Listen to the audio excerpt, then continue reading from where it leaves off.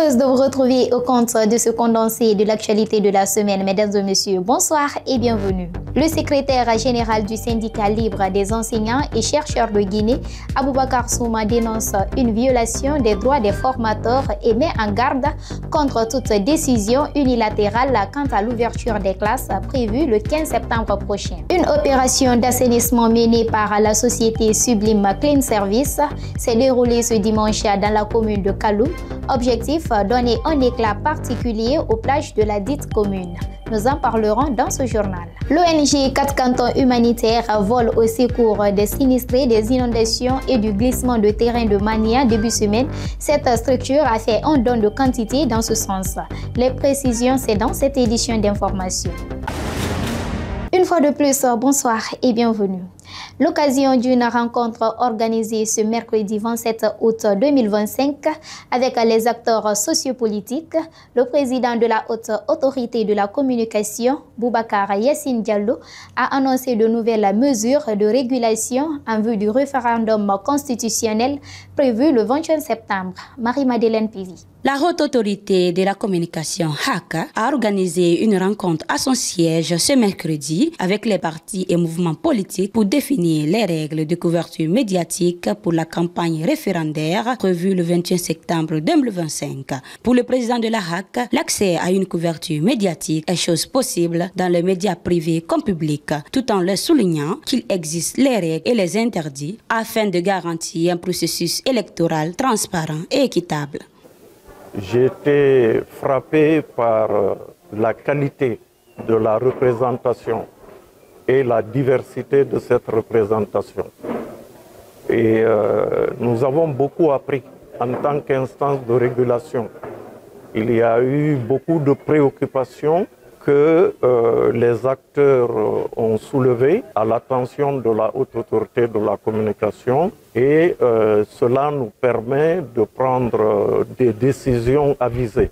Nous leur avons expliqué leurs droits, celui d'un accès équitable aux médias de service public pour les différentes tendances et nous leur avons expliqué également leurs droits par rapport aux médias privés. Et nous avons attiré leur attention sur le fait qu'il y avait des interdits, pas une élection présidentielle ou législative.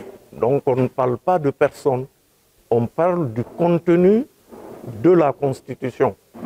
On ne permettra pas que de tels propos, des propos qui incitent à la violence, à la xénophobie, on ne peut pas le permettre. Par contre, l'expression sera libre et directe sur tout ce qui est permis. Je suis totalement satisfait avec le nombre de partis politiques, de représentants de la société civile et des mouvements de soutien qui ont répondu à notre appel. La salle était pleine, vous en êtes témoins.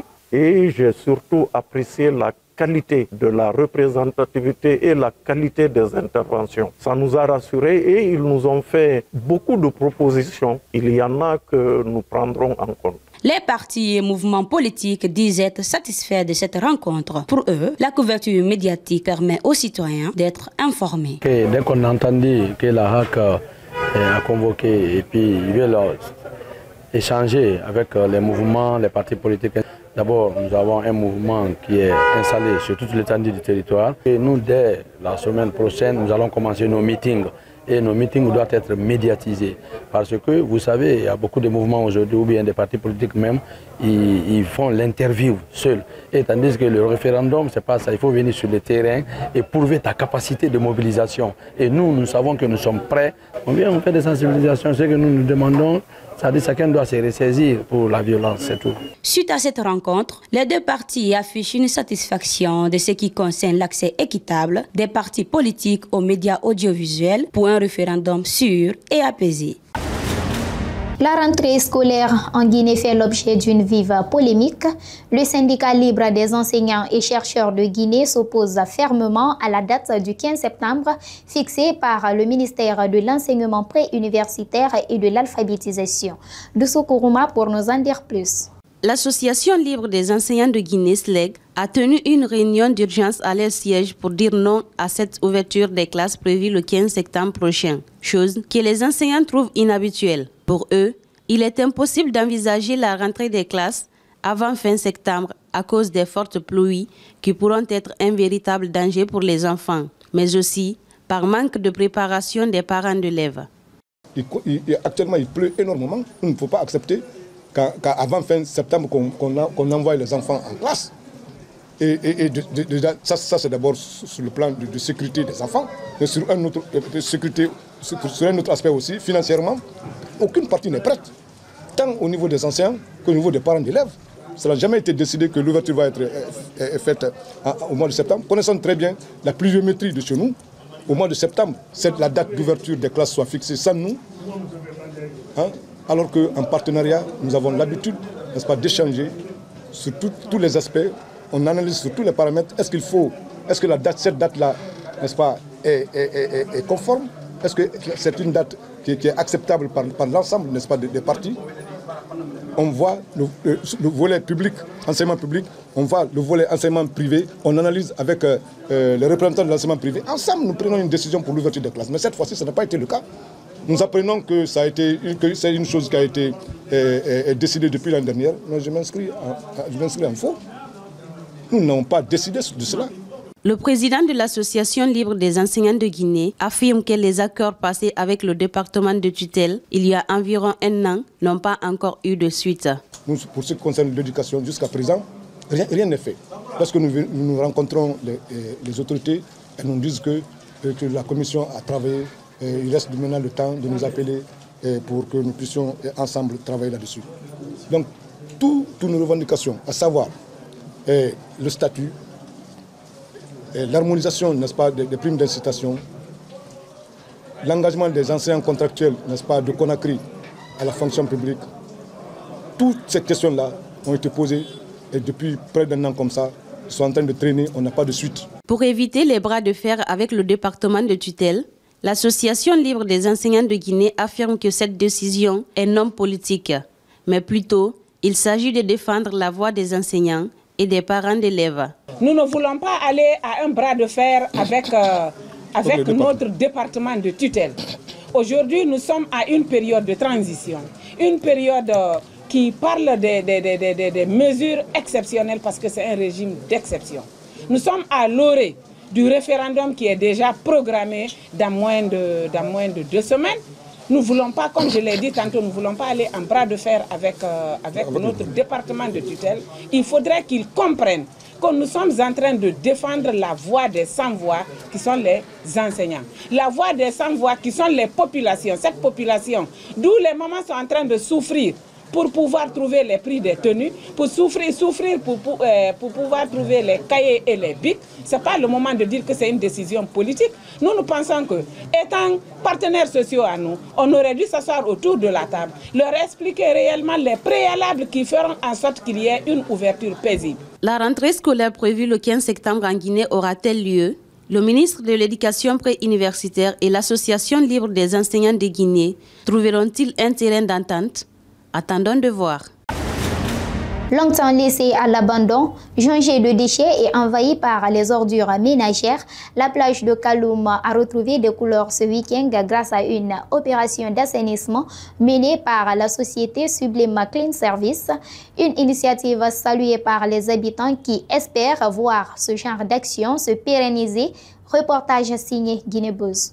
Dès les premières heures de la matinée de ce dimanche, l'odeur des déchets accumulés au fil des marées ont laissé place à celle des produits de nettoyage. Sur la corniche nord de Kaloum, des agents vêtus de gilets, équipés de gants, pelles et sacs poubelles étaient affairés à redonner de l'éclat aux bordures de la mer.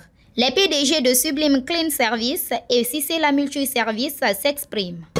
Cette journée citoyenne, l'insalubrité tue, c'est une façon pour nous d'aider notre pays parce que c'est vrai que la gouvernance, les administrations publiques ne peuvent pas tout faire au même moment. Donc ce qui nous dérange comme insalubrité, on essaye, vu que nous sommes toutes des sociétés de nettoyage, on se met ensemble pour pouvoir assainir notre capitale. Non, c'est une journée citoyenne, on n'a aucun accompagnement financier. Juste entre sociétés de nettoyage, on s'est dit quoi? Vu que c'est une façon de se donner la main, on a mis la main dans nos propres poches pour pouvoir organiser ce type d'événement. Ça fait longtemps qu'on le fait. C'est une façon d'aider le pays. Ce n'est pas qu'en payant les impôts qu'on aide le pays. C'est notre façon d'aider le pays. Nous sommes là pour une journée citoyenne, nettoyer la plage précisément à Kaloum. J'invite la population à ne pas jeter les ordures un peu partout dans la ville, à s'abonner aux entreprises PME pour la bonne gestion des ordures. L'opération a été organisée par Sublime Clean Service, une société guinéenne spécialisée dans le nettoyage industriel, la désinfection et l'entretien d'immeubles et de sites sensibles. Elle a mobilisé plusieurs dizaines d'agents pour cette mission d'assainissement placée sous le signe de l'engagement environnemental. Des ONG et autres sociétés de nettoyage ont accompagné Sublime Clean Service dans cette initiative. Aujourd'hui, je suis là en tant qu'invitée pour participer à la journée, citoyenne de nettoyage à la plage de Kaloum. Avant tout d'abord, il faut vraiment que la population elle-même prenne ses responsabilités parce que c'est vrai, nettoyer est bien, mais ne pas salir est mieux. Aujourd'hui, nous sommes là pour participer à cette journée citoyenne organisée par notre partenaire qui est Sublime Clean. Et c'est un sentiment de fierté et de satisfaction qui nous anime aujourd'hui parce que pour nous contribuer à une activité comme ça ou participer à des activités comme ça, ce sont des actes citoyens qu'il faut poser tous les jours. Le message que j'ai à passer à l'endroit de la population guinéenne, c'est de s'abonner au PME. Et chacun doit vraiment savoir qu'il a une part à faire dans ce pays et qu'il doit se comporter de façon citoyenne et responsable. Sous un soleil timide, les agents ont ramassé des montagnes de plastique, de sacs usagés et même des carcasses de pneus. Un travail harassant mais nécessaire selon les riverains qui, habitués à voir cette plage servir de dépotoir, n'en revenaient pas. On va nettoyer. La société African Food, présente à cette journée citoyenne, a offert 100 sandwichs à l'équipe présente pour la cause. Nous sommes là pour le nettoyage de ce plage. Vu que c'est tellement sale, c'est trop sale. Raison pour laquelle le restaurant African Food by Gaslin s'est mobilisé pour offrir 100 sandwichs à tous les jeunes qui se sont mobilisés aujourd'hui pour le nettoyage du pays. Sur place, des représentants de la mairie de Kaloum ont brièvement assisté à l'opération. Ils ont salué l'initiative de la société privée qui vient renforcer les efforts publics dans le cadre de la lutte contre l'insalubrité chronique qui ronge la capitale guinéenne. Nous avons mobilisé en tout cas nos engins, les machines, la machine tractopelle, les camions, les conteneurs sont mis à leur disposition. Les autorités communales ont carburé, en tout cas ont appuyé vraiment cette mise à disposition-là. Et en termes de ressources humaines, de main-d'œuvre, nous avons envoyé les agents de la garde communale. Les membres du service même sont mobilisés ici pour se joindre à cette société-là, Sublime Clean Service, afin que nous puissions combattre cet ennemi commun qui est l'insalubrité dans la commune de Kaloum, qui est une commune stratégique. L'initiative de Sublime Clean Service, bien que ponctuelle, a ouvert un espoir pour un entretien plus régulier des plages de Kaloum, souvent négligées. La société envisage déjà d'autres actions similaires en partenariat avec des ONG locales. Alors que les défis liés à l'assainissement à Conakry restent immenses, ce genre d'initiative montre que la lutte pour une ville plus propre ne se repose pas uniquement sur les épaules de l'État. Les entreprises, les citoyens et les collectivités locales ont tous un rôle à jouer. En redonnant vie à la plage de Kaloum, Sublime Clean Service ne fait pas seulement le ménage, elle donne l'exemple. Direction Koya, où les récentes inondations et un glissement de terrain ont laissé plusieurs familles dans la détresse. Face à cette situation, l'ONG 4 Cantons Humanitaires a apporté son soutien aux sinistrés ce dimanche. Une action solidaire saluée par les autorités locales et les bénéficiaires. Reportage Konyo Célestin Sangyo. Cette délégation, conduite par Kassampa Touré, président de l'ONG 4 Cantons Humanitaires, s'est rendue ce dimanche à Koya. Objectif: venir en aide aux nombreuses victimes des inondations et de l'éboulement qui ont frappé la préfecture. L'aide apportée se compose notamment de plus d'une tonne de riz, d'une cinquantaine de cartons de jus, de balles d'habits, des bouteilles d'eau et des bottes. En fait, le programme il était préétabli qu'on devrait venir visiter déjà les sinistrés, les rencontrer, discuter, voir les structures. Mais nous sommes très ravis parce que nous sommes arrivés à trouver qu'il y a une parfaite organisation. Ça nous facilite l'apport des aides sur le terrain. Donc nous tenons à remercier le gouvernement par rapport à vraiment l'organisation que nous avons trouvée en place. On s'est dit tout de suite que les personnes qui sont victimes de ça n'ont certainement pas d'abri, comme l'a dit mon confrère. Et ils peuvent manquer de vivre, ils peuvent aussi manquer du soutien moral. Donc nous on a apporté un peu de vivres, on a apporté des habits pour les femmes et pour les enfants. On a apporté un peu d'équipement de sécurité comme les manteaux et les bottes pour ceux qui sont en train de travailler sur le site. Donc après nous on va bien écouter pour prendre les manquements et essayer de voir comment aider aussi la structure à mieux assister les gens. 4 cantons humanitaires, c'est une structure humanitaire de Forêt-Caria. Koya, c'est vraiment la préfecture voisine. Quand il y a un souci, je pense que tout de suite, il faut qu'on apporte ce qu'on peut parce qu'on est les voisins proches. Donc aujourd'hui, nous sommes venus pour ça et on vient aussi à l'appui du gouvernement, en tête le général président Mamadi Doumbouya, pour apporter notre soutien parce qu'on a vu qu'ils ont déployé tous les moyens pour aider. On a vu tout le gouvernement, donc le peu que nous on peut apporter peut-être un plus. L'action a été saluée par les autorités locales qui appellent à renforcer ce type d'initiative. Concernant la structure 4 cantons humanitaires, ils ont envoyé des vivres et non-vivres. Et 19 sacs de riz de 50 kg et des packs de jus de 20 packs et des habits pour les enfants. L'assistance de 4 cantons, vraiment, ils ont fait vraiment une preuve humanitaire. Parce que quand ce genre de choses arrivent dans la communauté, il faut qu'il y ait des bonnes volontés qui vont venir vraiment auprès de ces personnes qui sont en situation difficile. Moi, je ne peux dire que vous remercier par rapport à votre geste humanitaire, que Dieu vous protège.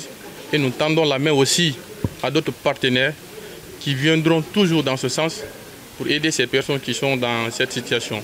Pour les sinistrés, il salue et remercie les donateurs pour le soutien, mais laisse entendre avec détresse qu'ils ont besoin d'une maison.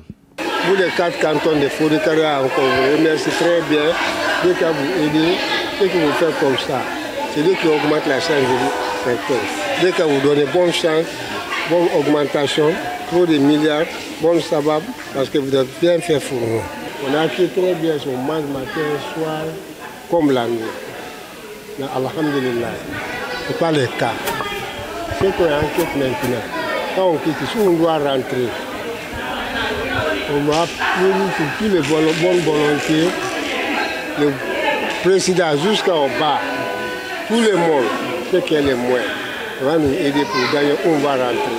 Il y a trop de familles avec nous, les petits enfants, il y a des femmes, il n'y a pas où aller.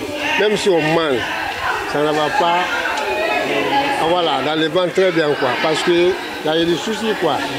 Mubara côté to mubara nyalaga fanyira nage musamba ala ge garge fulu ala ge mali ala ga sinin sante ya fima ala ge gande seti de rumma ala ga mabadi dumbuya ala ga mali mari gina ge birin walfe ala ge birin mali kono konto fili na muma dime na muyira dime du ngure na muyira ntana gantiri ki dina yi andifu munu made birin na be dina yira handifu wo mu mali mane mu ga bangi soto mu ga de na muira wo mu mali mu ga de avancer mu tan na dangi akos mu na mu ga de malima wo mu mali mu ga avancer mu ga de avancer wo mu mali mu ga bangi soto. Le président et sa délégation se sont rendus sur le site du drame de Mania pour appuyer les sauveteurs en les apportant des bottes, des gilets, du riz et des bouteilles d'eau. En réaffirmant sa mission d'accompagnement des populations en détresse, 4 cantons humanitaires montrent que la solidarité peut faire la différence, même dans l'adversité. Plus de 3000 contractuels temporaires exigent leur intégration à la fonction publique. Depuis plus d'une décennie, ils servent l'administration guinéenne avec un salaire figé à 550 000 francs guinéens, sans reconnaissance institutionnelle ni perspective de carrière. Les explications avec Guinée Buzz TV. Alors que le gouvernement annonce la réouverture des classes, ces enseignants recalés dénoncent une situation bloquée et interpellent les autorités pour une régularisation immédiate. Leur porte-parole, Elhadj Mamadou Diakasso, a livré un témoignage poignant. Interrogé sur l'annonce de la réouverture des classes, il n'a pas caché sa déception. Selon lui, la situation des enseignants contractuels communaux est extrêmement compliquée, bloquée auprès du gouvernement. Et le plus souvent, cela est lié à la manipulation des listes, regrettant que la rentrée ait été annoncée avant toute régularisation de leur situation.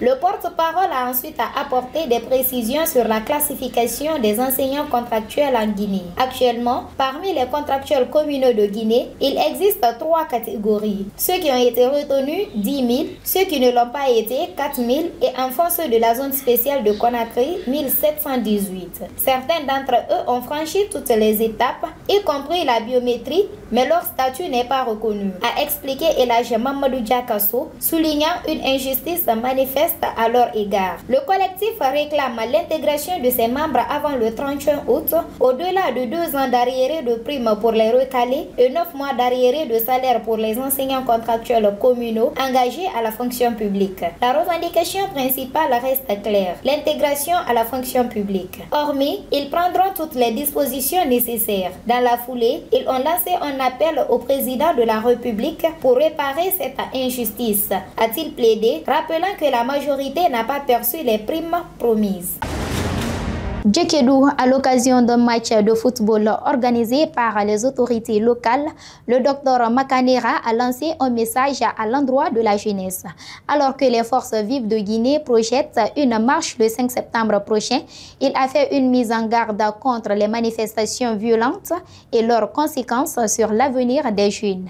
Cogno Célestin Sagno pour nous en dire plus. Les autorités locales de Guéguédou ont réuni la jeunesse autour d'un match de football. Une initiative qui vise à promouvoir la paix et la cohésion sociale. En procédant au coup d'envoi de cette rencontre, l'ancien ministre de la Communication, Alouseni Makanera Kaki, s'est adressé à la jeunesse sur l'actualité nationale, notamment l'appel à manifester lancé par les forces vives de Guinée le 5 septembre prochain. Nous avons entendu, nous avons lu, et peut-être vous-même, qu'une structure propose d'organiser encore des manifestations violentes en Guinée. Je suis convaincu que les jeunes ont compris. Mais cela ne va pas m'empêcher de vous dire qu'on ne peut pas faire la même chose et s'attendre aux résultats différents, disait Albert Einstein. Depuis plus de 10 ans, notre pays a été victime de manifestations violentes. Ces manifestations n'ont produit que de la désolation, des personnes blessées, des biens matériels saccagés et des pertes en vies humaines. Et parfois même, ceux qui les invitent à sortir pour ces manifestations étaient très heureux de faire des 2 nombres macabres, comme pour dire que la violence est devenue leur fonds de commerce. Si ce n'est pas des milliards qu'ils empochent, on se rappelle très bien les milliards empochés après les événements du 28 septembre, au détriment des victimes qui étaient abandonnées à leur sort. Poursuivant, il notifie que les manifestations violentes ne sont qu'une source de malheur pour les jeunes et que le projet de nouvelle constitution doit se jouer dans les urnes. Ceux qui sont pour ou contre s'exprimeront par le vote et non par la violence. Les jeunes doivent comprendre aujourd'hui que l'avenir de la Guinée est leur avenir. Que tout ce que le président est en train de faire, il fait pour eux. Et que c'est eux qui doivent se mobiliser pour aider le président. Et ce qu'il faut faire en première position, c'est renforcer la cohésion nationale. Aujourd'hui, toute manifestation est inopportune. À partir du moment où on a le projet de la Constitution et on prend le peuple comme arbitre, il n'y a pas meilleur arbitre que lui. Ceux qui sont d'accord vont s'exprimer dans les urnes. Ceux qui ne sont pas d'accord peuvent aller s'exprimer dans les urnes. Alors pourquoi tuer, violenter, détruire les biens des gens pendant qu'on a la possibilité de s'exprimer sans gêner personne et sans se gêner soi-même? Donc je voudrais que les jeunes comprennent que la seule chance qu'ils peuvent avoir, c'est de cultiver la paix. Un appel pressant lancé aux jeunes, tout en invitant à privilégier la paix et le dialogue plutôt que la rue. Guinée pleure encore ses morts après le glissement de terrain meurtrier de Mania dans la préfecture de Koya qui a fait une vingtaine de victimes et une dizaine de blessés. Dans un élan de solidarité nationale, Miss Guinée 2024, Tigidanké Berete, s'est rendue sur le site du drame pour partager la peine des familles endeuillées. Moussa Kessila pour nous en dire plus. Accompagnée de son staff et de partenaires, la reine de beauté a rencontré l'autorité communale, les forces de défense et de sécurité, ainsi qu'une délégation du Kuntig et de la base Guinée. Elle a ensuite poursuivi sa visite à l'hôpital préfectoral de Koya où, en compagnie du directeur préfectoral de la santé, elle a distribué des vivres aux sinistrés. Sacs de riz, cartons de lait, de sucre, de sardines ainsi que des paquets d'eau et de jus. Nous sommes venus au chevet de nos frères et sœurs guinéens qui ont malheureusement subi un drame il y a quelques jours à Mania.